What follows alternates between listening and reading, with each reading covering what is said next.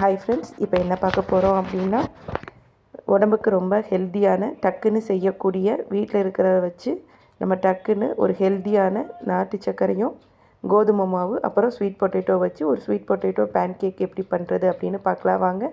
அதுக்கு நம்ம first sweet பொட்டேட்டோவை நல்லா வேக வச்சு இந்த மாதிரி தோல் எடுத்து மசிச்சு இதில் சேர்த்துக்கலாம். அப்புறம் ஒரு கப் கோதுமை மாவு எடுத்துருக்கோம். அதுக்கப்புறம் நம்ம அதில் அரை கப் நாட்டு சர்க்கரை எடுத்துருக்கோம்.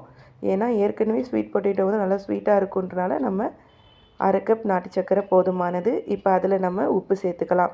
உப்பு சேர்த்து நல்லா இந்த மாதிரி கரைச்சி விட்டுக்கோங்க. கரைச்சி விட்டுட்டு ஒரு தோசை தவா நல்லா ஹீட்டான உடனே நம்ம அதில் இந்த மாதிரி குட்டி குட்டியாக ஊற்றி எடுத்துக்கலாம். இந்த மாதிரி பண்ணி கொடுக்கும்போது கிட்ஸும் நல்லா விரும்பி சாப்பிடுவாங்க.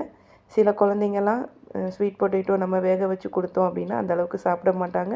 இந்த மாதிரி நம்ம பேன் கேக் மாதிரி ஊற்றி கொடுத்தோம் அப்படின்னா அவங்க நல்லா விரும்பி சாப்பிடுவாங்க. இப்போ இது நல்லா வெந்துருச்சு. இதை எல்லா பக்கமும் நம்ம இந்த மாதிரி திருப்பி விட்டுக்கலாம். இதில் நீங்கள் முட்டை கூட சேர்த்து பண்ணலாம். ஆனால் நான் முட்டையெல்லாம் சேர்க்கலை. வீட்டில் இருக்கக்கூடிய சிம்பிளான இன்க்ரீடியன்ஸ் வச்சு நம்ம இதை டக்குன்னு பண்ணிடலாம்.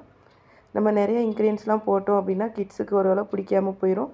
சிம்பிளாக டேஸ்ட்டாக பண்ணி கொடுத்தாலே அவங்க நல்லா விரும்பி சாப்பிடுவாங்க. இப்போ பார்த்தீங்க அப்படின்னா இந்த பேன் கேக் ரெடி ஆயிடுச்சு. இதில் நீங்கள் மேலே ஹனி வந்து ஊற்றிக்கங்க. கொஞ்சம் இனிப்பு தேவை அப்படின்னா நீங்கள் ஹனி ஊற்றிக்கோங்க.